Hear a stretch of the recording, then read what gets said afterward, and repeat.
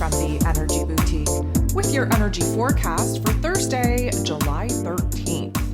So we do have the moon in Taurus going void, of course, at 2:11 a.m. Eastern Standard Time, and we will be locking into Gemini energy at 3:26 a.m. So the transition from Taurus energy to Gemini energy, it feels lighter, it feels brighter. We're moving into the mental plane. We're not as weighted, as heavy in our physical bodies in the present moment, in the here and now. We move into the mental plane so that we can start kind of poking at new ideas, processing some of the things that we've been illuminated to, really kind of look outside of ourselves for conversation, for stimulation, in order to really kind of trigger and activate new aha moments, new inspirations coming in. So we're definitely going to feel that, let's say, focus in our mental plane. It's going to come on very, very strong. And seeing as we are still in Cancer season, a lot of the thoughts, a lot of the ideas, a lot of the processing is going to be around the situations and circumstances that we're not feeling so good about, where we're not feeling so safe and secure and stable, where we're not feeling so certain. We are going to really illuminate for ourselves where it is that maybe we're struggling, maybe, certain circumstances that are really frustrating us, really limiting us from doing what we want to do. And of course, having that realization is going to activate Mars, who is fresh in this Virgo energy, to identify the problem and then take actions in order to solve it. So we are definitely moving into a different realm of energies, and we are going to be very focused on the smaller details, what the problem is, what the solution could be, and start kind of pretending, if you will, certain situations, certain scenarios to see how we feel about some of the variables in which we're contemplating. So there are 9 different aspects here today. 8 of them are going to involve the moon. The moon, still in this Taurus energy, it's going to make its very last aspect before going void, of course, before moving into that Gemini energy. The moon in Taurus is going to trine with Pluto, the great transformer himself, who was retrograde in this Capricorn energy. We get the trine because this is Earth on Earth energies. And we're talking about Earth, we're talking about our physical realm, routines, relationships, money matters, like foundation, structures of the way that we've always done things.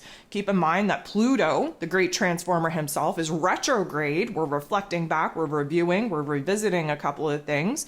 In the Capricorn energy, which is long-term foundations, structures, power struggles, control issues, we're looking back in order to recognize where it is that we have to do things differently.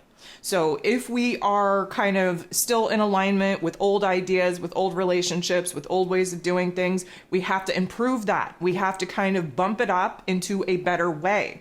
When we're talking about moving forward with new ideas, with new goals, with new dreams, with new visions, it has to be on a clean slate, meaning we have to clean up the remnants of the old before we can go ahead and start investing in the new. And we're taking a logical, practical, down-to-earth approach to this because the Taurus energy, the Capricorn energy is as realistic as you can get. So emotionally speaking, there is a shift taking place. We are really kind of finding what is safe, what is secure, what is stable in our lives, what is old, tried, tested, true, what is comfortable. There's not very much of that left, but what very little is left, we're holding on to that. We're settling into that so that we can, in our mind space, really start experimenting with different options, different alternatives, different variables on how it is that we plan on switching things up, changing, transforming our physical realms, our physical lives. So this is when the moon goes void, of course, and it's a very short window. So most of us are sleeping at this particular point in time. So this is going to kind of work very well for us. The moon, again, locks into the Gemini energy, 3:26 a.m. Eastern Standard Time. Before we have any moon activity, Mercury, who rules over the Gemini energy that the moon is now in, and Mercury, who is now in the Leo energy, the heart and soul of the zodiac, is going to make a positive interaction with Uranus, who is in Taurus energy. So what I love about this is that the Uranian energy is the highest form of our intellect. It's where we connect to the higher levels of intelligence. It is when we're downloaded with new ideas, new inspirations, aha moments, epiphanies that totally change the game, change our perspective, illuminate for us what needs to change in our physical realms. The mercurial energy rules over the lower level of our intellect, the one that our ego depends on. Now, Mercury being in the heart and soul of the zodiac and Leo energy, we're always going to be having to ask ourselves over the next couple of weeks, am I speaking from the raw, real, authentic version of myself, or am I speaking from my ego self? Even when we're taking information in, am I receiving this information into my ego self, or am I receiving this information from the higher observer, real, raw, authentic version of myself? We're going to get to the truth. We're going to get to the primary root problem of things. We're going to get to the heart and soul of the matter with Mercury in this Leo energy. So what we get here is a beautiful overlap between the higher mind and the lower mind. And we're able to actually bring in ideas, bring in inspiration, bringing little glimpses of vision, of psychic insight, whatever the case may be from that Uranian energy.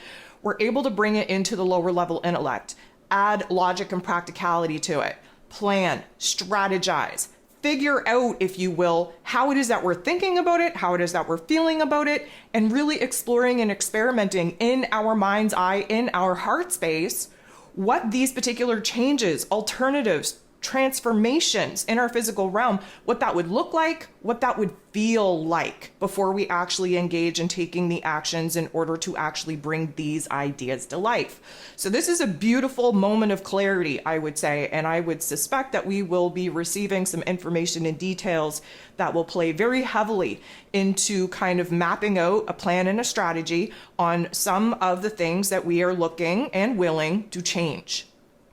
The moon, now in Gemini energy, is going to interact with the North Node in Taurus, the true node that, of course, is our soul path, our destiny point. Now, keep in mind, curiosity peaks with the moon in Gemini energy. And our mental planes are constantly going, but keep in mind that the Gemini energy is also represented by the twins, which is a divide between the ego self and the higher self, between past self, new self. There's always a divide, you know, the dark versus the light, the up versus the down. We're constantly trying to explore the extremes in order to find a middle ground in this Gemini energy. So the North Node, or the true node in this Taurus energy, is trying to show us what we have to build, what we have to create, what we have to bring to life, what we have to give birth to, what we have to kind of design, what we have to plan, what we have to strategize in actually bringing to life to get on the right path in order to reach our soul's potential, our soul's mission, our soul's purpose. So we're rapidly trying to think of ideas, trying to think of resources, trying to think of different alternatives, trying to think of different things that we could try in order to figure out how it feels and how we are responding to the potential of some of the scenarios that we are trying to conjure up in our mental plane. The moon is then going to square off with Mars. Mars, of course, the god of war, ruling over our physical energy, our drive, our passion, our desire. In Virgo energy, what does Virgo energy and Gemini energy have in common? They have the same ruler. That would be Mercury. So the square doesn't feel good. It creates a tension. It creates a conflict. What we're going to feel in this particular energy is the division. The division between our heart and our head. The division between the ego self and the higher self. The division between our inner realm and our outer realm, the division between where it is that we're at, where it is we desire to be. Mars, who wants to take action, who wants to make things right, who wants to pursue a new path of interest, of passion, of desire, he's in this Virgo energy that is not going to let him make a single move unless we have thought it very carefully through. All the details, the smallest of details in this Virgo energy. We have to be illuminated to the problems in order for the Virgo energy to be able to solve them. We're in the very first days of Mars being in this energy, which means that we need to be illuminated to what needs our attention, to what needs to change and transform the fastest, the quickest, the most. So right now, we are scatterbrained. We don't know where to pour our energy. We don't know what needs our attention. We want to stay busy. We want to stay stimulated. We want to kind of, keep things light and fluffy. But there is this division that is weighing us down. We're recognizing where the problems are. We're recognizing where the frustration is. We're recognizing where it is that we're in a rush to decide, to act, to move, to change, to transform. But we're not in the place to actually exert that kind of energy, to take that kind of action. The key thing that we want to keep here is to manage your energy correctly. We have to pace ourselves. There is this impulse, there is this intensity, there is this want, need, and desire to just kind of, take action, make moves, do something different. But if it is not well planned out, you're setting yourself up for disappointment, for disaster, and for a prolonged experience in order for us to actually make the moves that we should be making and getting to where it is that we actually desire to be. The moon in Gemini is then going to sextile, which is a beautiful energy, with Mercury, the ruler of the Gemini energy that the moon is in. Mercury, of course, in Leo energy. What do we have when we have fire and air? Well, we could have a very well burning fire that keeps us warm and inspired and motivated, or we have a freaking forest fire that just engulfs everything around us if we're not careful with our time, with our energy, with our efforts. So emotionally speaking and mentally speaking, we're trying to get on the same page here. The moon in Gemini really kind of processing different situations and scenarios that we may or may not be open to. Mercury being in this Leo energy has us thinking very big, has us thinking very grand, has us really positioned to listen to our heart space, to add logic and practicality to it, to see what we actually come up with. But for the most part, this sextile means that we are making some progress in our thoughts, in our emotions, in conjuring up some situations and scenarios that we would be open to experimenting with. The moon is then going to semi-square, not so nice vibe, with Chiron, the wounded healer, then semi-square with the sun, because of course the sun and Chiron had their little square off here yesterday. And so, just a reminder, like, we're all going through an identity crisis. We're all going through a rebranding of sorts. We're all doing the self-progress, the self-love, the self-improvement. We are no longer who it is that we've been. We have no clue who it is that we currently are. We're piecing that together in order to figure out who it is that we need to be in order to usher in some of the vibrations and frequencies that we are looking to manifest in our lives. That, of course, is going to bring situations and circumstances of that same vibration and frequency.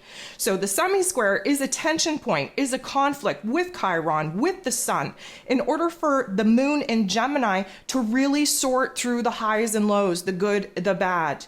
Chiron, being the wounded healer, is going to illuminate for us where the problems are at, where we're fearful, where we're uncertain, where we're feeling insecure, where we feel unstable. And the sun, shining a bright light in this Cancer energy, is showing us where we're feeling most vulnerable, where we're not feeling safe and secure and stable at all, and where it is that we need to kind of have a little bit of time to stabilize, to really identify what it is that we need to do in order to take care of ourselves, what we have to build, what we have to stabilize, where new boundaries are needed. Now, again, the tension, the conflict is needed in order to illuminate where the problems are in order for us to solve them. So again, the division is going to be very, very high because we have to debate everything in this Gemini energy. So this is definitely a funk. The funk is going to be added to when the moon gets in the boxing ring and squares off with Saturn.